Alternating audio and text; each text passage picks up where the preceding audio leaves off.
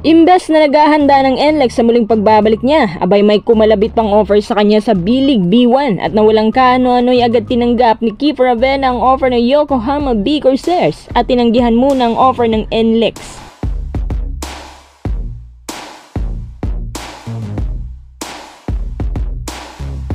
Former Meralco coach Norman Black isasalpak umano sa Gilas coaching staff kasama ni Coach Tim Cone. Ibig sabihin, puro mga winningest coach ng PBA ang kasapi ng coaching staff ng Gilas.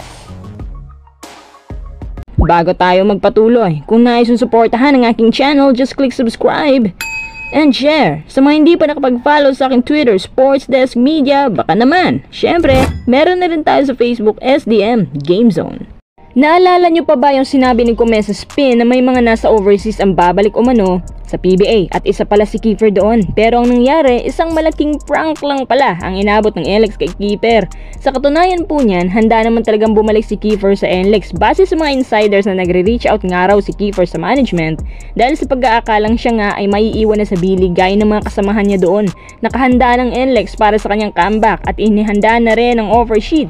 Pero kahapon nalaman rin ng NLEX mula mismo kay Kiefer na may isang team pa pala ang nag-o-offer sa kanya sa B-League. Ayon sa B Corsairs na matagal na nilang gustong makakuha si Kiefer dahil kailangan daw nilang guards na magko-complement sa kanilang mga bagong big man. Kung gayon pala, bakit nila pinakawalan si Kai? Mas maganda nga siguro kung Gilas Boys Connection mag-complement para mas magaan ang chemistry. Hindi ako sigurado pero may ibang landas kasi na tinak si Kai.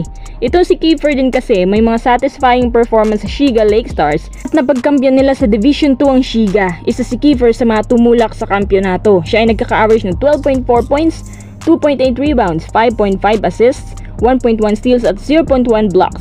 In fairness din kay Kiefer na consistent yung points niya. Ito po yung stats niya for the last 5 games. Kung di ako nagkakamali, siya rin ay nakakuha ng career high double-double 28 points, 11 rebounds dati. Ang galawan ni Kiefer ngayon, hindi lang pala pang masa, pang international din. Base din sa kanyang experience, nasabi niya na iba daw talagang level ng kompetisyon doon at iba din ang physicality, ibang aura ng mga players at ibang system na pinapatakbo dito. Hindi ka makakita ng bara-bara bahala na. Sa ilang taon ng pananatili ni Kiefer doon, mabilis siyang naka-adapt at mabilis siyang nag-improve. Kung ganito ang performance niya lagi sa Japan, baka isa na nga si Kiefer sa magtatagal pa sa B-League. Mapapasana all na lang ibang free agent players dito. At pasensya ka na rin Kume dahil akala din niya na babalik na si Kiefer. In-inform kasi ni Kiefer agad si Kume kaya binalita naman niya agad sa publiko. Kailan kaya makakabalik si Kiefer sa PBA? Di kung wala nang offer sa labas. Sabi nga natin 'di ba? Second option na lang palang PBA. Kapag no choice na, saka sila tatakbo dito. Isang malaking congrats nga pala sa iyo, Kiefer Ravena.